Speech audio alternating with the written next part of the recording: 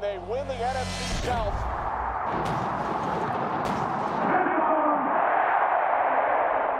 What's good, everybody? Let's talk some Tampa sports.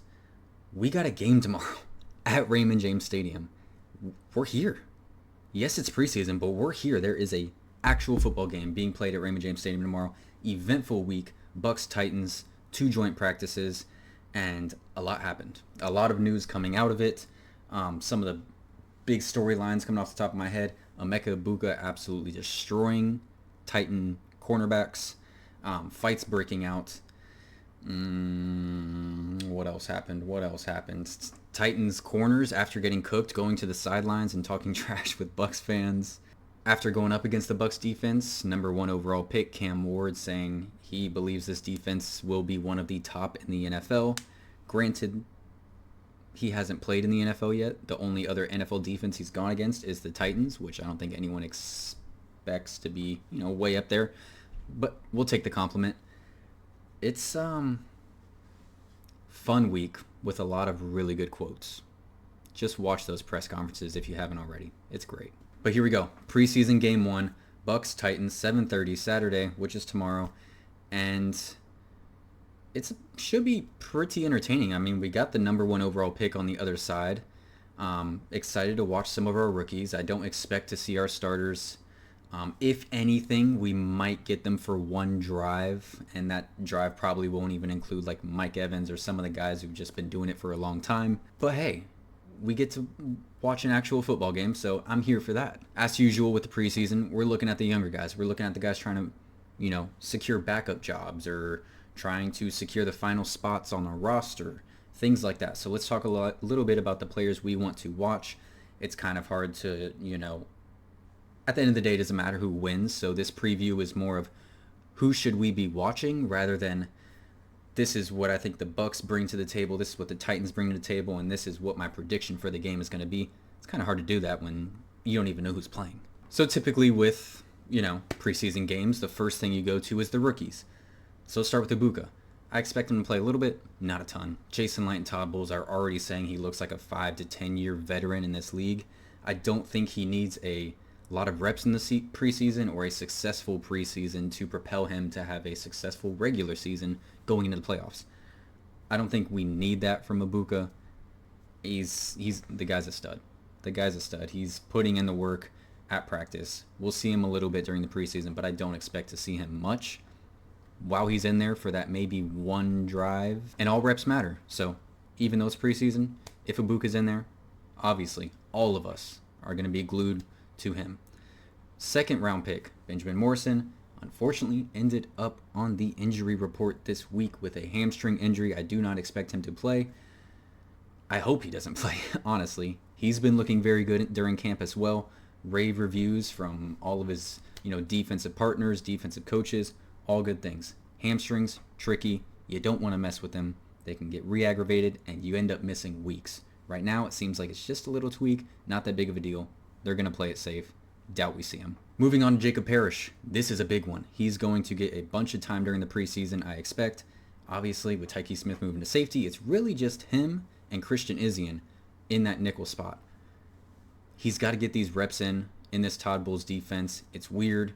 We saw with Tyke Smith last year how much nickelbacks move around. Sometimes they'll blitz. You got to be a good tackler. So all of those things, these NFL reps matter for Jacob Parrish. And I do see him getting a lot of playing time, especially with the number 1 overall pick, Cam Ward, on the other side. Depends how much they end up playing Cam Ward. I haven't really heard any news regarding that, but that's a good matchup. See how Jacob Parrish can read Cam Ward. That's going to be fun. Continuing with the other 2 rookies. Technically there's 3, but David Walker. Yeah.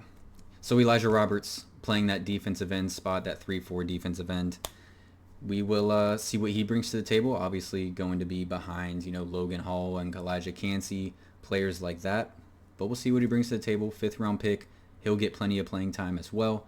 And then going to Tez Johnson, kick returns, punt returns, gadget plays. How do they use him in Grizzard's offense? Obviously they're not going to show too much, but just seeing him play at NFL level, his play style worked very well in college. Let's see what it looks like at the NFL level with superior athletes everyone's huge. Obviously, he's a smaller guy. Hey, I expect it to work. It's working with Bucky Irving, his best friend, and I expect it to work with Tez as well. I'm ready to see it. So the two like overall position groups in terms of like making those final spots on the roster that I'm looking at is wide receiver and edge rusher. So wide receiver, we know we got Mike, Chris, Ibuka, McMillan, and then we do go Tez Johnson. We still got Trey Palmer, still got Sterling Shepard. What do we end up doing in that wide receiver spot? Spots up for grabs, and it's big competition right now with how deep that wide receiver room is, 1,000%. So we'll see Trey Palmer, we'll see Tez Johnson, we'll see Sterling Shepard, all guys trying to make that final spot. If I had to guess, I think Trey Palmer has experience kick returning in the NFL. Tez Johnson, I think, will end up bringing a different element that probably passes up Trey Palmer. These are my guesses. Obviously, I don't know what's going to happen, but Tez Johnson, I think he can bring something special to this offense. I hope he makes that group. But like I said, things to watch. How do these players perform with Kyle Trask throwing balls to them? And we'll see how that plays out. But that 5-6 spot, however much, I assume they'll keep 6 on the roster with how deep the room is. Who ends up making that? There's still Rakim Jarrett, like Cameron, like there's a lot of guys. There's a lot of guys in that room, man. Pull up the depth chart right here just so you guys can see it. Like I'm saying, Mike, Chris, Ibuka, McMillan, Trey Palmer, Tez, Sterling Shepard, Rakim Jarrett. You get to a couple undrafted guys. Ryan Miller we saw good bit last year after Mike and Chris went out. Cameron Johnson, questionable. So, yeah, that is an insane wide receiver room. And then let's just scroll down to those edge rushers. So it goes Yaya, it goes Hassan Reddick, and it goes Chris Braswell, Anthony Nelson, Jose Ramirez, Marquise Watts. David Walker is, of course, out, and then Warren Peoples is a undrafted free agent. So,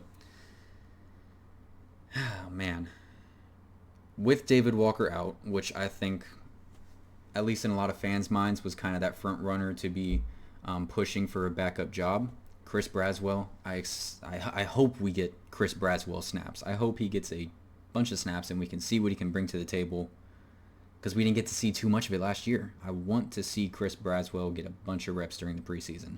Anthony Nelson, I know he's a backup, same position on the depth chart, just opposite weak and strong side. But we know what Anthony Nelson brings to the table. I want to see what Chris Braswell brings to the table. I want to see what Jose Ramirez and Marquise Watts bring to the table. So I think we know our 4 for sure are Yaya, Reddick, Braswell, Nelson. Who grabs that 5th spot with Jose Ramirez, Marquise Watts? It is up for grabs. This is competition. Does the end result really matter with the final score between Bucs and Titans? Not really at the end of the day. What matters is who's performing better between Watts, Ramirez, and, any undrafted guy. Who knows? So, things to watch. So, like I said, those are the big positions I'm looking out for is wide receiver and edge rusher. Obviously, the rookies, we already talked about Jacob Parrish, Elijah Roberts, Tez Johnson gets included in that wide receiver room. Other guys I want to call out that aren't necessarily drafted rookies. They may be undrafted or guys who are young and are still trying to work their way onto the team. I want to see, where's tight end? Devin Colt. What's he bringing to the table? We saw him a good bit last year in the preseason. I think towards the end of the year we saw him a little bit more, and the offense got a little bit more trust in him, and I'm hearing pretty good things during training camp. Let's see some more game action from Devin Colt. At tackle, I want to see Benjamin Chukwuma. Got paid a good chunk of change for an undrafted free agent. Definitely a bit of inexperienced, raw talent type of guy. Just not a ton of years playing football. But the team obviously sees something in him. I'd like to see what he can bring to that left tackle position depth-wise. So Benjamin Chukwuma, another guy I would like to pay attention to. Sean Tucker, let's see if he gets some run. I expect him to for sure. And let's see who else we want to pay attention to. J.J. Roberts. I know he did have an interception on Cam Ward during the joint practices. Really nice play. If you guys have the chance, go and check that out. And Shiloh Sanders, obviously a headline name. Looking to see what he can bring to the table. I think Todd Bowles, had a little bit to say about him, saying, he's made some good plays, has made a ton of progress since rookie training camp, and has, good enough shot as anyone to make the team. So just continuing to work that up. Obviously a fan favorite, and the guy's just been awesome with media, fans, everything. He's been great. Kendall Vildor, another nickelback that I should have probably thrown in that group with Jacob Parrish and Christian Izien. So another name to watch there. He was a free agent. Got him on a pretty cheap deal from the Detroit Lions, and he has been specifically called out by Todd Bowles for playing very well during training camp so far. So another name right there.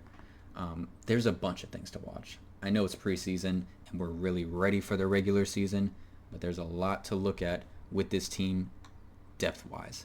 Last year, I feel, with preseason, because this team had no depth last year. No depth.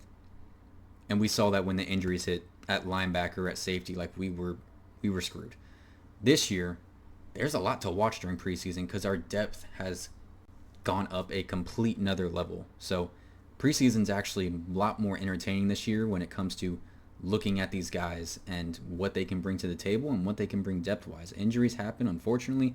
Knock on wood, it's not much, but a lot of these guys have talent and will be depth pieces on this team. So let's see.